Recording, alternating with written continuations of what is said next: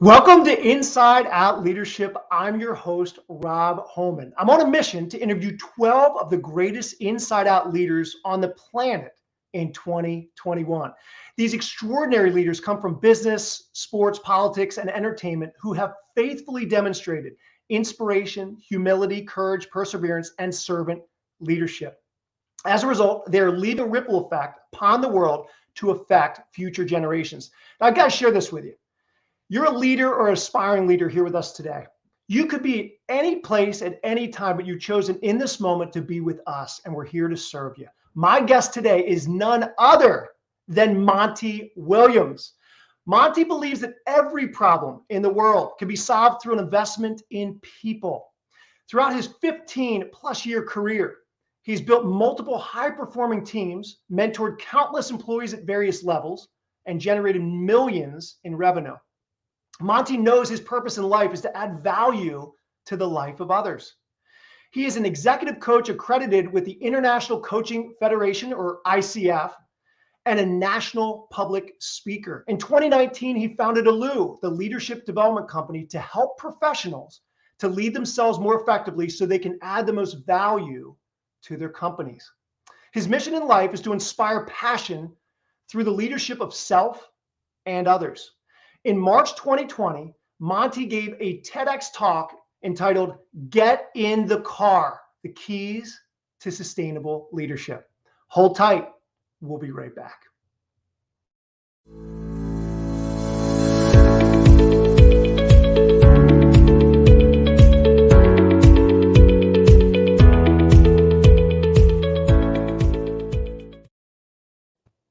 Hey, Monte, welcome to the show. Hey, Rob, what's going on, man? Hey, I got to say this, that the pre-recording conversation you and I have had, I see the fire in the background. For those of you that are going to be listening to us but can't see us, Monte's got this amazing fire going off in the background. And I'm telling you, there was some fire going on in our pre-recorded conversation, pre-live conversation in the area of sports. I'm from the greater Philadelphia area. You're from Jersey. We were talking about the Sixers. We were talking about the Eagles. We were moving on all cylinders before we even went live. So I can only highly anticipate what this conversation is going to be like. Oh, yeah. So looking forward to it. And thank you for having me on your show.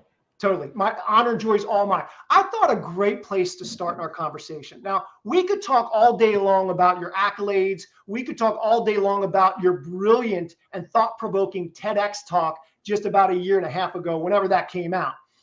And we may have some space and time to talk through some of those things, the accomplishments, the impact that you truly had. But what we love to do in Inside Out Leadership is we love to highlight you as a unique individual, as a unique person that has kind of made and shaped this amazing leader that you have a sphere throughout the planet in which you're helping assist and serve people. So I figured an appropriate place to start is you got to let me into your childhood a little bit. All right. There's nothing like childhood. We all come from different backgrounds, different places, different family dynamics, etc. For you, when you were approximately under the age of 10, okay, so you're like elementary school maybe, and that kind of, who influenced you? Who influenced you in a really positive way? Was it a family member, friend, community leader? Who was it? So my biggest influence when I was under the age of 10 had to be my mom and dad. Right. Particularly my dad, because he spent tons of time with me. So he was the person who taught me how to play chess, and we played video games together, and we were just together attached at the hip. And he's one of the reasons why I got into bowling, and he helped to nurture that craft. So I bowl competitively. So we go out to the nationals every year, but I would say that that's my dad. Yeah. So hold on, I got to stop you on this bowling thing. Okay. I can't remember the last time I bowled, but I can always remember like when you go to the bowling alley and you could always tell those that were serious, right? I'd use whatever ball they gave me. And then I'd see a person or a group of people come in and they had their own balls. They had their own, the place that carried their own balls, and, it fit their fingers perfectly. Everything was customized. Everything. I'm like, okay, these individuals are serious. So you're the one that walks in, you got your own ball. How long have you been playing that? Sounds like you've been playing that sport a whole long time. How did you hone that sport, that craft? So through practice, and I'll tell you a story that I think is an amazing starting point for kind of leadership. So I started bowling when I was about 5 years old, right? And in that, I would just pick up the ball like a regular 5-year-old and just throw it down the lane. And then somebody over the years, they said, "Hey, who taught him how to do it that way?" And and my parents said, "Well, nobody taught him. He just learned from watching everybody else." And they said to him, "Well, let us teach him because it seems to come naturally to him." And the biggest memory that I have from bowling, learning how to bowl early, was not throwing a bowling ball for the first 3 months. Mm. So I had a coach, and my coach said the most important part of bowling is making sure that you hold form correctly, that you do everything right before you actually throw the ball. So making sure you're on balance, making sure that your timing is correct. Because if you can focus on all of those things, then hitting your mark will be simple. So every week for an hour, he would have me make believe I had a bowling ball in my hand at the beginning and kind of shadow bowl for an hour. And then halfway through it, about the 6 week mark, he would give me a bowling ball, go through the same thing. And I would never get to throw the ball. And it was very similar to, you ever watch The Karate Kid? Of course, How, my how, favorite. how Mr. Miyagi has Daniel's son doing all of these random tasks, and then finally he goes, "Why aren't you teaching me how to, why aren't you letting me, why aren't we fighting? Why aren't you teaching me?" And then he takes him through it and he recognizes that everything he's been doing that time was to prepare him. That's exactly what happened with me. I got to that point and I said, "You're not letting me throw the bowling ball. This is pointless." And then he finally let me throw the bowling ball. And then that's what led me to being in the Juniors Bowlers Tour when I was 10 years old, starting the bowling team when I went to Don Bosco. And the only reason I didn't bowl at Duke is because they didn't have a bowling team. But it all started at the very beginning with making sure that I understood the fundamentals in the process before actually focusing on the result. Okay, now here's the thing. Now you're 5 years old. You got to wait to actually like spin that ball because you're working on all these other things that are going to contribute to you when you actually get a chance to roll that ball down the alley. Yes. So like you're 5 years old. I know a lot of like 50-year-olds that would get impatient in that process, let alone a 5-year-old. How did you take it at that particular time? I mean, obviously you're being taught discipline and patience and so many other things. And then when you actually had a chance and an opportunity to use the actual ball, okay, it's making sense. But I'll tell you, that's a long amount of time to wait for anyone, let alone a 5-year-old. Yeah. So to be clear, I didn't. By the time I started training, I was more about 7, right? So that's but still in all, it still required patience, and it was about the dedication. How good do you want to be? Do you want to be just a cut above the rest, or do you want to be the best at this? And I've always had this internal drive within myself to be the best that I could be at something. So that's where my dedication, my discipline, and my focus comes from. So it sounds like a difficult task. It wasn't so much because I understood what the long-term goal was. So good. So I'm envisioning you a bit of a leader at a young age. Yes. Life happens to all of us. Interesting twists and turns along the way. Any major milestones past the age of 10, right? Because obviously you're growing in all these like life-changing values, the leaders being refined in you. And then all of a sudden, if you're like me and so many other people watching and listening to this, we're throwing curveballs. Yes. And I happen to come across a curveball or two that you were thrown at a very young age after the age of 10. Do you want to highlight one and the impact that had on your life and ultimately your leadership? 100%. So biggest curveball, I call it my defining moment. And I was 11 years old and my parents split up. And for anybody who's gone through a divorce, those are tumultuous times that a child goes through. And what makes it worse was that at the time, my mother was suffering from mental health issues, right? So when given that was the situation, there was a night where she kicked me out in the middle of a blizzard. And it was I still remember it like it was yesterday.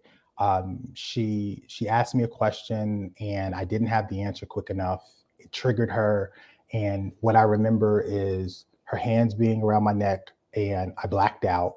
And when I woke up, I was on the porch in a snowsuit, and there was a note in my pocket that had five words on it. I don't want to know. And I said, okay, got to figure this out. So I walked up to Eastside Park, which was about a half a mile, 3/4 of a mile from where I lived.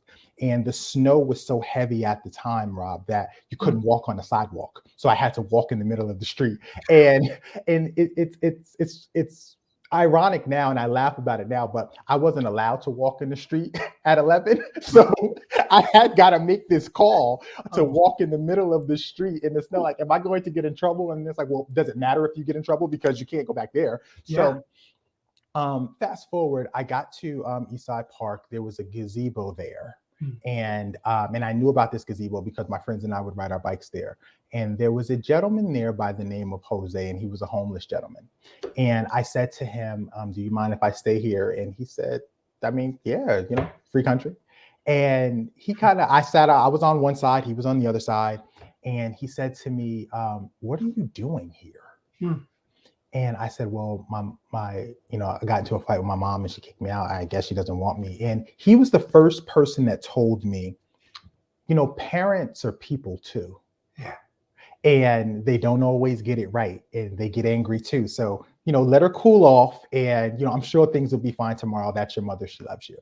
And I was not that confident at that time, right? I can only imagine. Right? I can only imagine, Monte, like the emotions as an 11-year-old, regardless of any age. In your case, it was 11 years old. The emotions, the roller coaster, and here you are getting advice from this homeless person. Yeah. And I can only imagine that interaction and the words and the exchange, but even more importantly, how you were feeling in that moment. Oh, I was scared, right? Because this is still a homeless gentleman. I've never met him before, but I need a place to stay because there's a blizzard right now outside, right? So it was scary to say the least. It was scarier than I'm leading on in this conversation because I've healed from it, but I was extremely scared. And then, we started talking some more, and he was so kind. He said, have you eaten? And I said, I didn't. And he gave me a piece of his peanut butter and jelly sandwich. Oh, wow. And it's why to this day, I love orange marmalade. Oh, right? My goodness. Oh, my goodness. Because I said, what is that? I had never tasted orange marmalade up to that point, right? Because we only had grape and strawberry jelly at my house. So I asked him, and he said, it's orange marmalade. And I said, okay, so that's why I always have orange marmalade in my house to this day. And then he said, listen, man, I don't know much about your situation, but I know two things for certain. One, this is going to be the hardest day of your life. Two, if you wake up and you're able to see the morning sun, you'll be able to deal with anything that life has to throw at you. And I heard him, but I cried myself to sleep that night. I'm sure. And when I woke up, I saw the most beautiful thing. It was warm and it was bright and it was the morning sun on my face. And I said to myself, you made it. You made it through the night. Yeah. Okay. Come on. You did it. Okay. So now what's your next move? And I remember saying to myself, are you going to run or are you going to face what you're afraid of?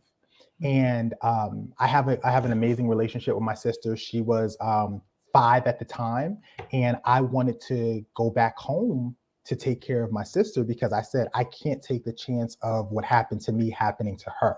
So let me go back home. So I had to find a way to navigate, but I couldn't just go back home. I ended up going to my grandmother's house, and then my grandmother talked to my mother, and my mother let me back in. But the end all be all was that was the defining moment in my life. And that was the point where I recognized that I would always have to be courageous.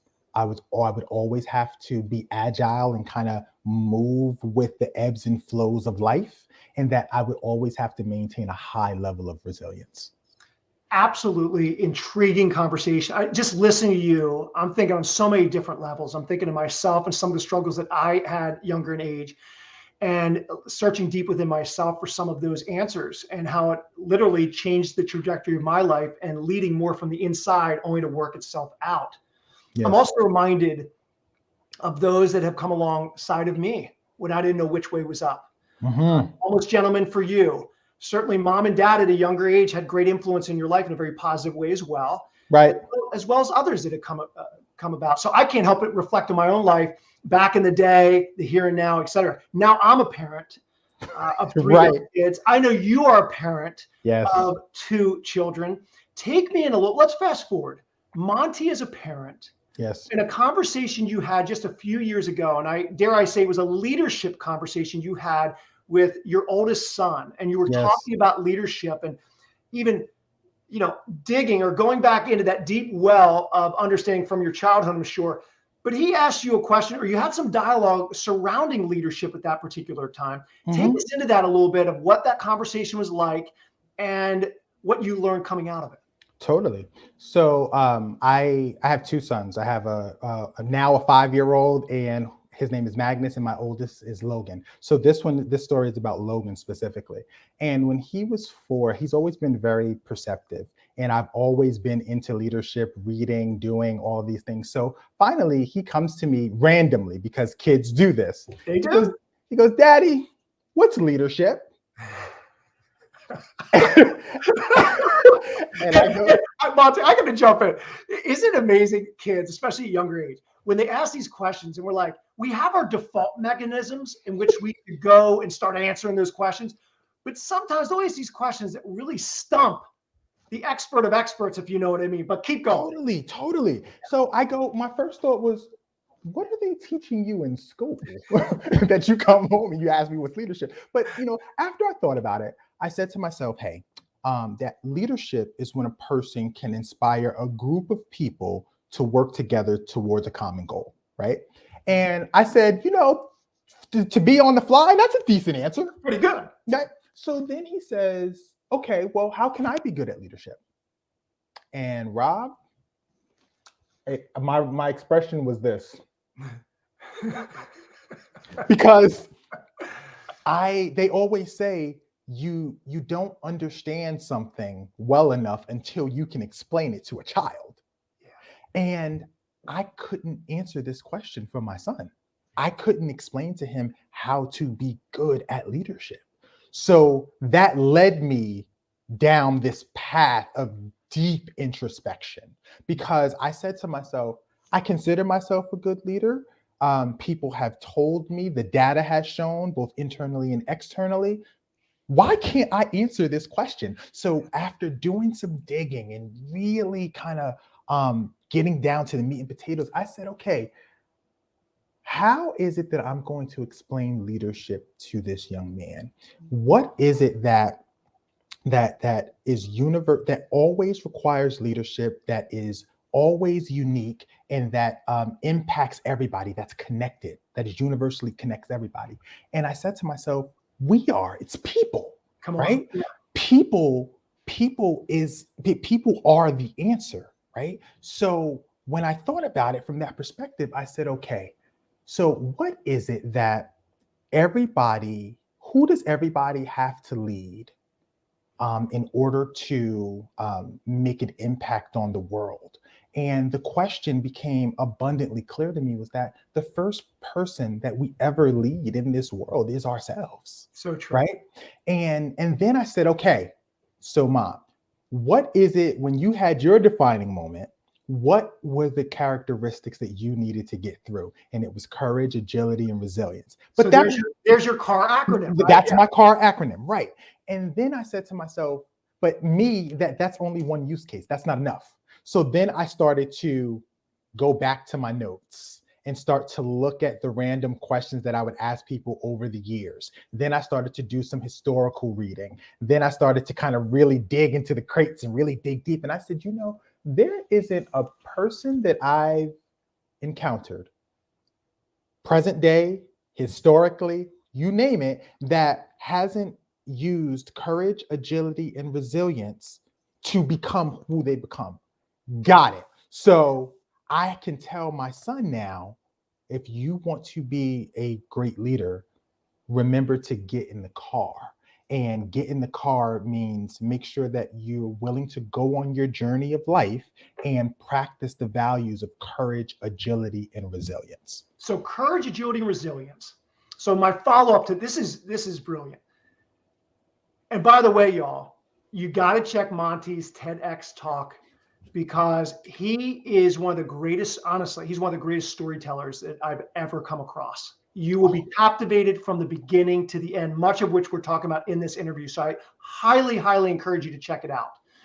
Thank you. So Monte, in the midst of that, there are people that are still struggling with a lot of COVID, right? Yes. We thought that we could see the light at the end of the tunnel, and then the Delta variant hits. Right. And people are grieving, and then they're dealing with change, and now more change and more change. Yes. So what advice, what encouragement would you give a leader listening today that wants to have hope, wants to see the light at the end of the tunnel, wants to live life of inspiration and purpose from within, but yet they're struggling because things keep changing. And just when they think there's movement, there's a barrier that's in their place. Yes. What advice would you give them today? I think that that's a great question. And I was hoping that we went down this path, right? Because I believe that because it highlights one of the most difficult parts of my leadership journey, which is, if there was ever a message to share today, it would be this one.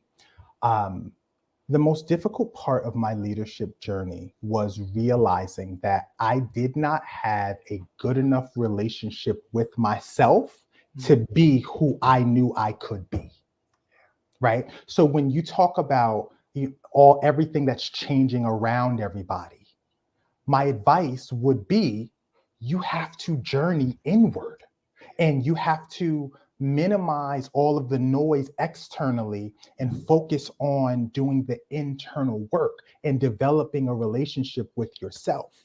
Because when you develop that relationship with yourself, life changes. What happened with me was I recognized that I wasn't disciplined enough.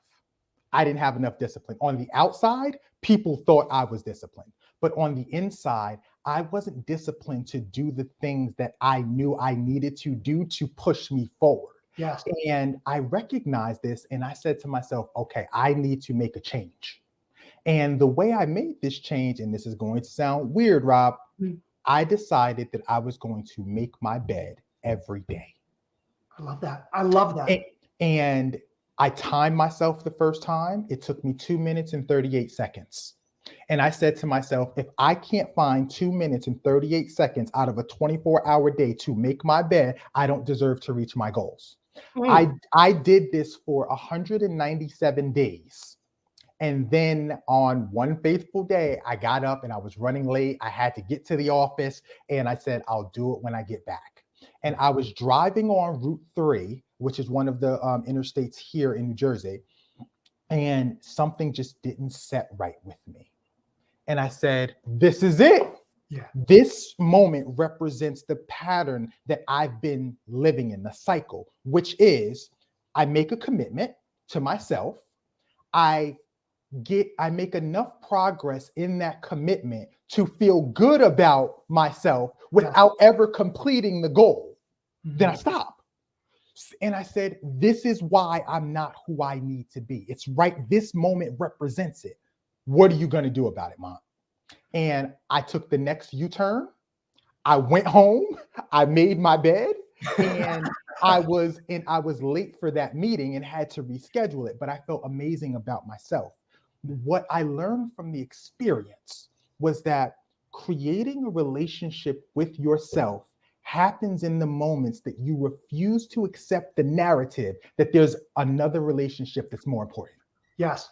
And I believe that if people right now that are going through COVID and that are experiencing multiple different things, if they prioritize the relationship they have with themselves and do the inner work and look at the things that you don't like about yourself and that you're not happy with, and really examine why those frameworks exist, why you're not happy, and why haven't you done something about it. If you focus on that, I guarantee within 90 to 180 days, you will see a palpable, tangible change in your life.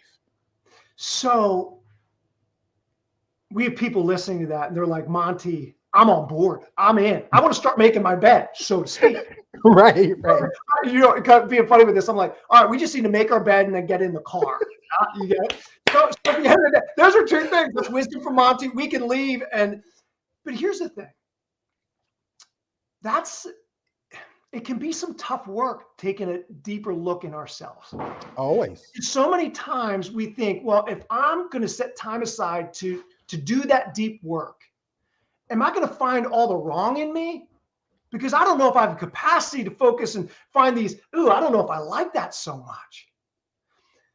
What would you say to a person being like, this is hard work. I don't know if I can do that. Because all that would be required to do that deeper digging. What word of encouragement could you provide them today? I would say to think about anything great that has happened in the world. It always seems impossible until it's done, right? And the Herculean task of looking at yourself in the mirror and having to face all of the things that you might not like about yourself, it takes an amount of courage in yourself to say, I don't like that about myself and I want to do something about it. But here's the thing, you have to reframe it. You have to reframe it so that you're not looking at it as here are all the things that I'm terrible at. The reframe is, here are all of the things that I haven't found solutions to yet. Here are all of the opportunities that I have to even be a better version of myself. And I think that when you start to look at it from that perspective and you recognize you are enough and you're worth doing that type of hard internal work, because you deserve the best of you. Yeah. Rob, you deserve the best of you. I deserve the best of me. But nobody can give that to us. Nobody can do this work for ourselves. So not to make it binary, but it's either you're going to do the work or you're not. And I tell this to my clients all the time. I am a person, I am a guide, I am there to help, I am there to assist, but I can only be as successful as you allow. I can give you all the advice in the world. I can ask you all the questions in the world. I can make you look at all of the things that you don't want to look at. But if you don't make the decision to actually want to do it, nothing's going to change. It's the old saying, nothing changes if nothing changes. So true and so good. Okay, you're filling us with so much today. Like, I have such a full cup, it's crazy. And I can only imagine the listeners and those viewing us live as well. However, here you've tackled a TEDx talk. You work with tons of clients all over the place. You're a national speaker, so much happening. Yep. I want to share something with you as I'm listening to you. Please. You are such a strong prophetic voice, not only in our own country, in the United States of America, but truly throughout the world, that leaders and human beings need to hear right now more than ever before. So I just want to encourage you with that, without a doubt, because you've lived it, you speak it, and you're burning with a fire that other people that hear and they get a chance to experience you are bound to catch on fire because of it. So thank you for the gift that you are. Monte, with all the things that you've already done, like, what's next for you? Like, any particular thing you're working on now or that's in the near to distant future? My book. Come on, we got to highlight this a little bit. So I made the TEDx talk. I transformed it into a book. And the book is, as you may guess, it's called Get in the Car, right? And it takes it takes a different perspective on the TEDx talk, and it turns it into a fictional story where I am the guide and you as the reader is the main character. And throughout the book, we are going on this journey and we're trying to get to a destination, because ultimately you've realized that there's a change that you need to make in your life.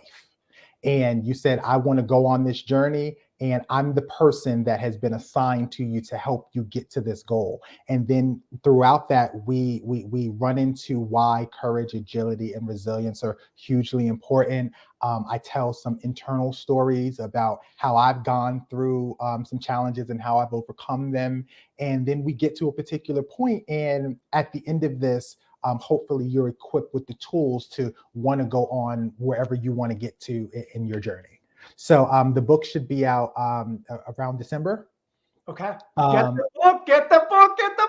Hey, if no, keep going. Yeah. Yeah, and it'll be available on my, it's available for pre-order right now on my website. And like I said, it'll be available in December. And what's the website? Just so we'll put it in the meeting notes, but so people hear it. Yes, right the website is www.montewilliams.co.